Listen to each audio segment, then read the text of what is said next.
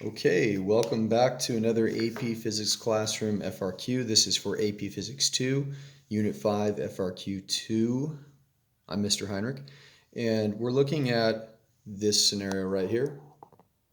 Electromagnetism. We have a metal rod that's going to fall down, and as it falls down, it's being guided by these wires right here that are attached to this light bulb, such that this is always a closed circuit, right? These wires are separated by a length L. This is resistance R. The external field is denoted as B, and this rod has a mass M as it falls. This is a classic increase in flux type question. What do I mean by flux? Well, I mean this. Let's look at some equations we're going to need for this FRQ. Flux is the idea of the magnetic field, the external magnetic field, times the area times the cosine of theta. Now, usually cosine of theta is not something we need, but I never want to discount that possibility. Let's talk about this theta. It's with reference to a normal line for the loop of wire. So this three-dimensional representation here is a loop of wire on its side. Our normal line is at 90 degrees to that loop of wire. But if our magnetic field is coming in perpendicular to that loop of wire, notice the normal line and the magnetic field are along the same exact line. Therefore, the angle between B and the normal line is 0. Cosine of 0 is going to be 1, right? So we just end up with B times A for our magnetic flux. We know that V is equal to IR. A lot of times in this unit, they're not using V, they're using E, which stands for EMF or electromotive force. Same thing though. This is also something to recall. This relates voltage or EMF and magnetic flux. This is Lenz's law. It's the idea that N number of loops of wire times the change in flux, because as we change that area either by twisting a loop in a magnetic field or actually increasing the area like this FRQ is going to do, those two times each other, the increase in flux times the number of loops divided by time is also equal to the voltage or the EMF. This one's easy to forget. This is one that we learned towards the end of the unit, and it equals the external magnetic field times the length of wire in question, the current's traveling through that length of wire, times velocity, right? So this is a very useful equation. We're going to be using this one for sure in this FRQ. And then back up at the top, this is just the magnetic force that results when you have a current and an external magnetic field running along a length of wire. And we use the second right-hand rule for this. Okay, that was some review, important review, and now let's get to the question. Now it's easy to get really verbose here because you have multiple magnetic fields acting, you have ideas of flux, it's just a lot of different things to consider at once. So if I didn't already say it, resistance R, external field B, the separation between these wires is L, and that's mass M for this rod that's going to be falling down. Part A, indicate the direction of the induced current in the horizontal rod as it falls. Is it left to right or right to left? All right, let's reason this out together. As it falls, we are going to be increasing flux. I think that's pretty easy to see, right? So if we have our bulb up here, we had our rod here, right? And there's this external field, right? Now as it falls, let's draw the picture next to it, what it looks like, right? Falls, say here, right? We have just increased our flux. And it's not because the strength of the magnetic field is increasing, it's because the area has increased, right? So let's decide what's going to happen. Remember, this set of x's is an external magnetic field. When we increase the flux because the area has increased, there will be an induced voltage or EMF. So let me just say an induced EMF from here on in. Just know that means voltage. So as the area increases, flux increases.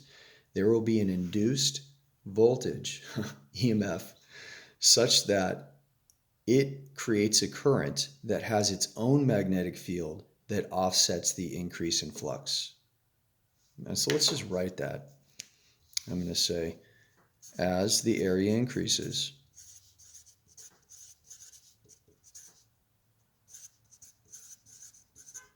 and I'm going to use symbols here so I can reduce the amount of things I'm writing, flux increases.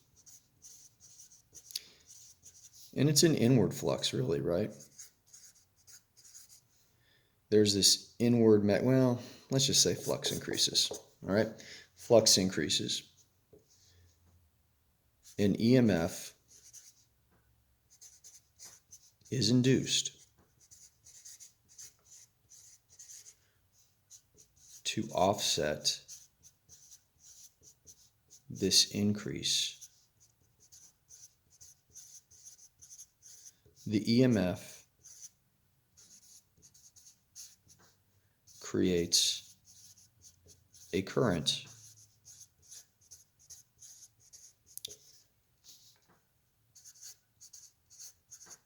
whose magnetic field, I'll say own magnetic field. So we really know this magnetic field I'm discussing belongs to that current, right? Whose own magnetic field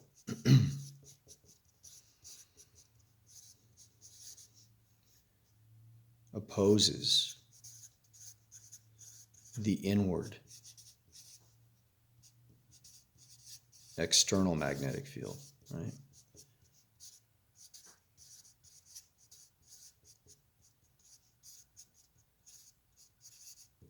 Oh, now we're going to prove which direction that current is next, but I wanted to set up some background there with this question. So now we could just propose some different ideas. Well, actually, we could go right to the answer. Let's think about this right now. We got to use our first right-hand rule. So you get your right hand, and you need on the inside of this loop, not outside the loop, right? There's an area out here too we don't care about. Inside the loop, we need a magnetic field, and I'll do it in green, that is coming out of the page. Agreed? It needs to come out of the page to offset this inward magnetic field, which is associated with an increase in flux. So on this side, which is the side of the metal bar we don't care about, this area down here,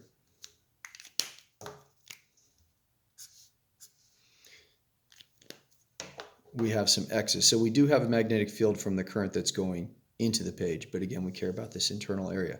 All right, so what produces an outward magnetic field and an inward magnetic field? It would be fingers, bear with me here, that are going into the page here and out of the page here, right? And look which way my thumb is pointing. It's pointing to the right. So it's going from left to right, proving that I must have a counterclockwise current, right? In order to create that magnetic field from that current that offsets the inward external magnetic field. And you could look at this at any point. You could look at this one right here and realize, oh yeah, that's going into the page here, but on the inside of the loop where I care about, it's coming out of the page. Same thing here and here. So let's finish our statement because they do want us to justify that it is from left to right. So I set that up. Let's see, whose own magnetic field opposes the inward external magnetic field. A current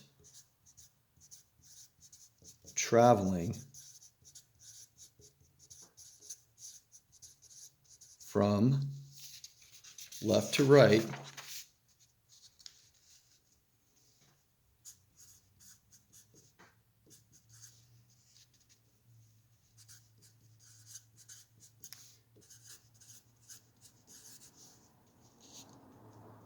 would produce an outward magnetic field inside the loop of wire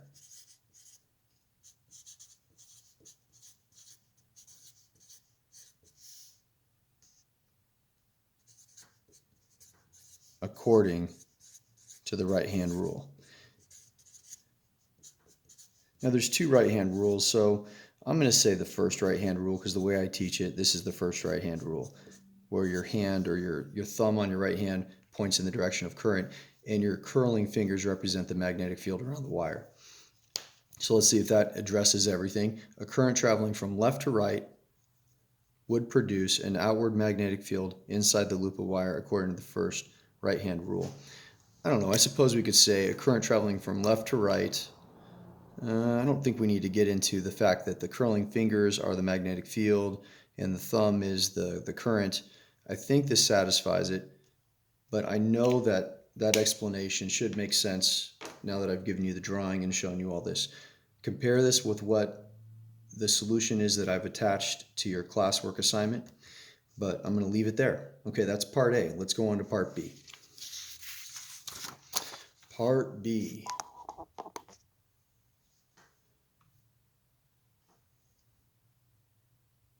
In a coherent paragraph length response, man, we just did one of those. Describe the forces acting on the rod and the rod's resulting motion when it is released from rest and after it has been falling for a long time. Include a description of any changes in the current in the rod and the brightness of the bulb as the rod falls.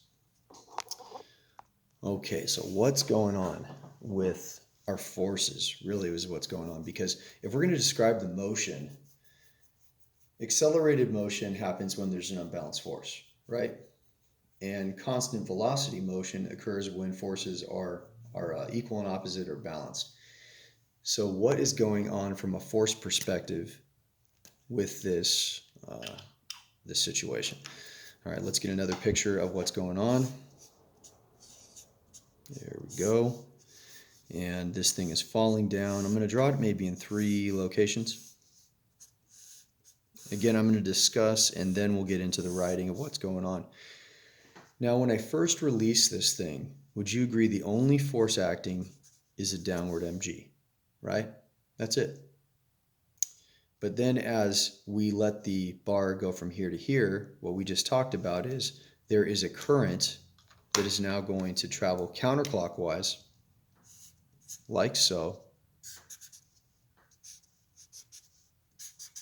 And as that current travels counterclockwise, there's going to be an additional force. Now this is where the second right-hand rule comes in.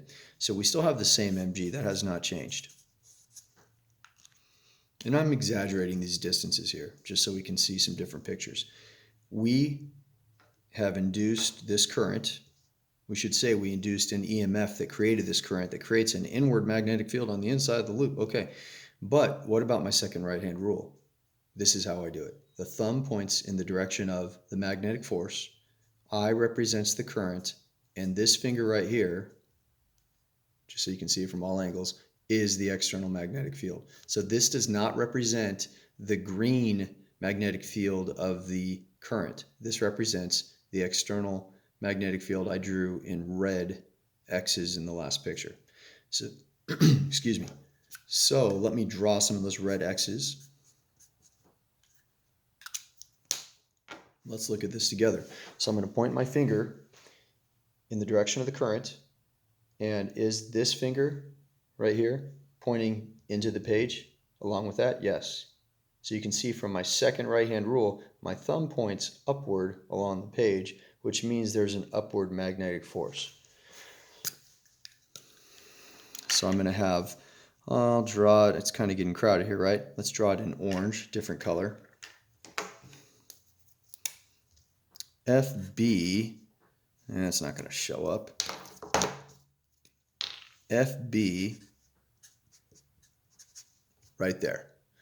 And so it doesn't get too crowded. Let's also reason out that as this thing falls, it went from 0 velocity to some velocity, and it is speeding up because it's not really under free fall because FB is there, but at first there was no other force but gravity, right? And so it is speeding up in its fall to a point. To what point? Well, mg is still mg, that doesn't change, but eventually FB is going to increase even more due to that velocity. And I will explain that relationship in just a second. But once this FB increases to be that of mg, we have constant velocity. So here this is accelerated motion, and then constant velocity. All right, this explanation is going to be a mouthful. It's going to take us some time to write and to reason out. So let's get into it. All right. So I'm looking back at what they're asking. They want us to release it from rest, and after it has fallen for a long time, describe the changes in the current in the rod and the brightness of the bulb as the rod falls. Okay, here we go. As the rod begins to fall,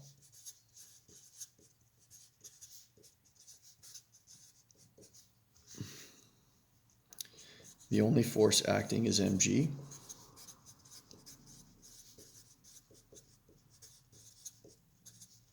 Is gravity, let's say gravity. But as an EMF is induced,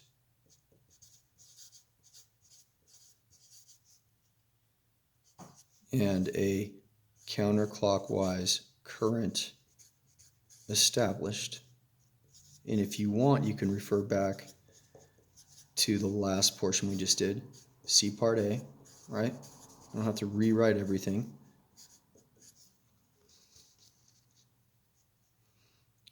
There is also an upward magnetic force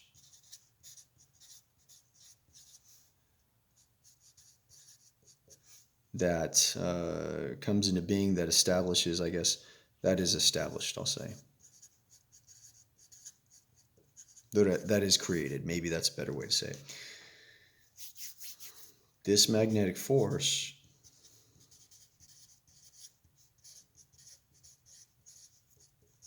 is in accordance, let's say, is due to the second right-hand rule.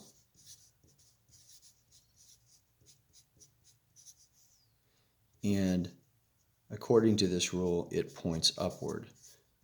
I'm not going to write according to this rule to save us a little bit of time. Points upward. If you wanted to draw a little picture off to the side here of a hand that's doing this and saying, hey, that's the, B, and that's the I, and that's the F, you could do that if you want to. Or you could, what I think I'm going to do is just draw a picture over here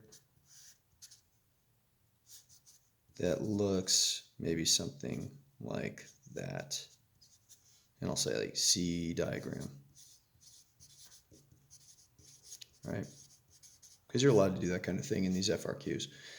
All right, let's go to another page because I'm running out of room. All right. However,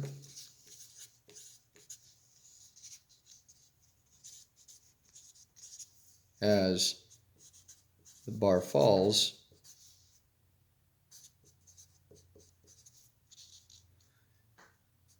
it continues to speed up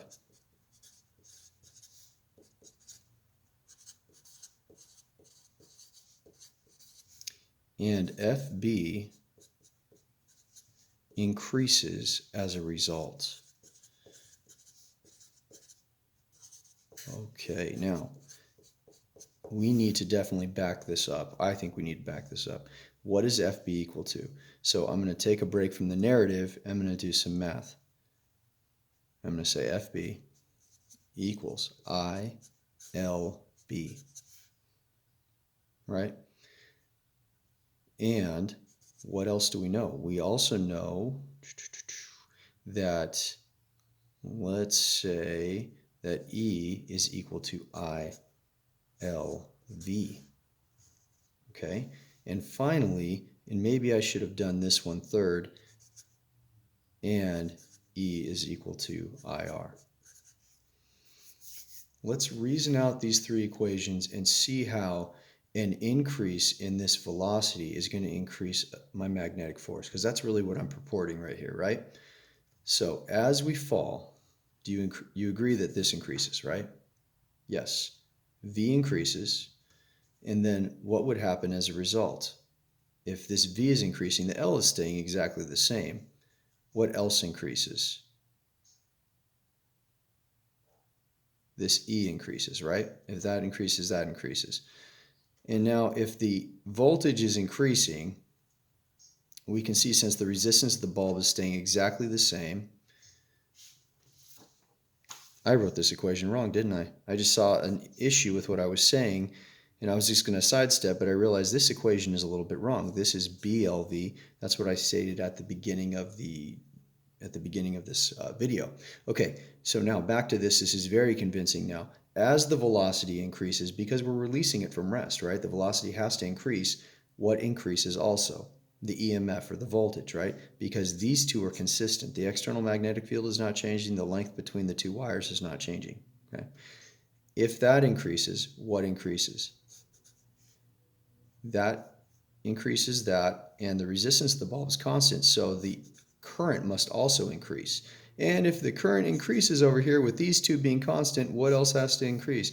FB. Right, so if I was going to state this in a very succinct manner, I would say, since E equals BLV and V increases, E increases. And I'll put here in parentheses B and L constant, right?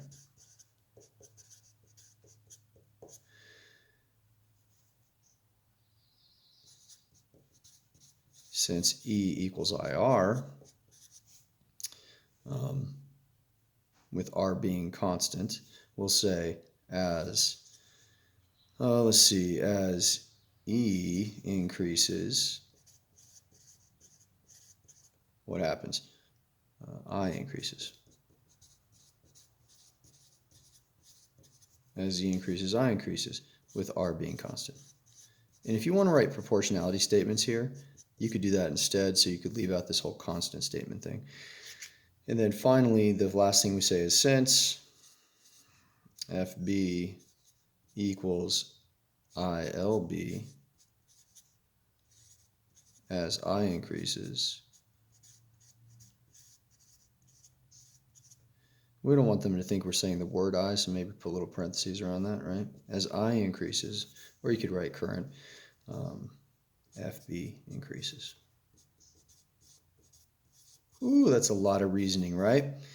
I suppose you could build one big equation and then just go straight for the jugular. That would work too, but some development here. I bet you if you just stuck with this, you'd be fine, but I want to be thorough here and really show you what's going on.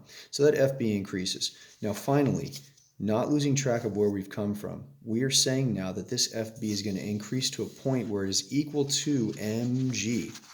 So I will say it increases to the point, it increases until its magnitude is equal, until its magnitude is equal to gravity. At which point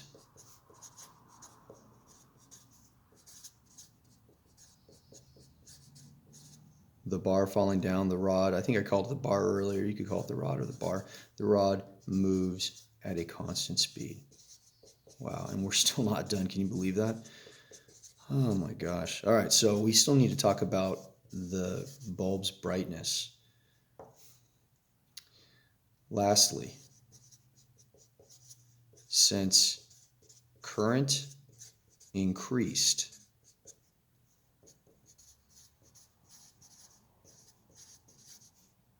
until a constant speed was achieved,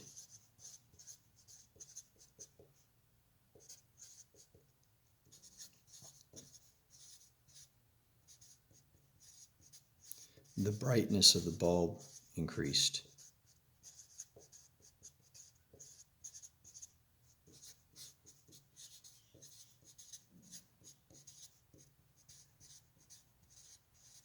Accordingly.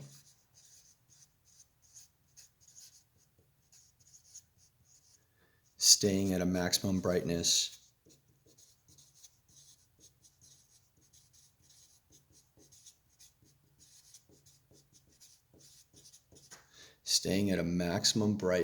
Ooh, I'm off the screen. Once V constant was achieved. And we need to, of course, back that up with a little bit of proof. Our evidence, what is it? Well, it's none other than power is equal to I squared R. You can see here that the resistance of our bulb has been held constant, so I'll put a little constant here, all right? So as this I increased, the power increased, and power is related to brightness. And you might even want to write that down here. Power is brightness. Power is brightness. Okay, we are done with part B. Their short answer was not short at all. Look at the way they wrote it up and decide if you could be a little more succinct, but that is definitely a full treatment of that. We still have one more part. Here we go. Last part, part C. We are right at the finish line. So C says, now let's turn this whole thing on its side, and then you feel like, oh no, we have to start from scratch. That's how I felt. Like, no, no more. Yes. All right, here we go. We're going to move this at some constant. This is part C. We're moving it at some constant force applied, F. And as we move it at a constant speed, which they say, hey, make this thing a V constant. My dog's about to bark. Sorry about that. My wife's coming in the door, I think. So don't worry about the distraction. What's going on here? We need to express V in terms of, and they give us some different ideas. I believe it's R. I believe it's I. Let's see what they want. R, L. No, they don't want I. You can't use I. L, and this again is L right here. L. This is F and F right here, right? And B, the external field. Okay, we can do this. So we've actually come a long ways, and we've already talked about a lot of ideas, so this should go fairly quickly.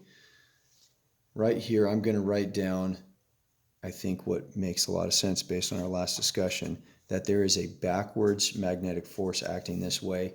Refer back to all the discussion we've had about why there's a magnetic force that way due to the second right-hand rule, and it's coming from an induced EMF, which creates a current that's going counterclockwise. Okay, we could say F is equal to FB, right? Because I have F, that's okay. Now let's get V on the scene here. Well, F is equal to ILB, right? And what is I? Well, I is equal to, let's see here, voltage divided by resistance, right? That's right from Ohm's law, LB. And you're saying, well, where's the V? We're getting there. What did we say this voltage is equal to? Didn't we say it was equal to BLV? That's what just replaced the EMF, right? Times L times B. And I think we are there. Can you see that we've got F equals B squared, L squared, V all over R. Solve this sucker for V. V is equal to FR divided by B squared, L squared. Done. There is your answer. Make sure I didn't go too quick there. Yeah, that all looks correct. Okay, we're done. Have a great day. And don't forget to subscribe.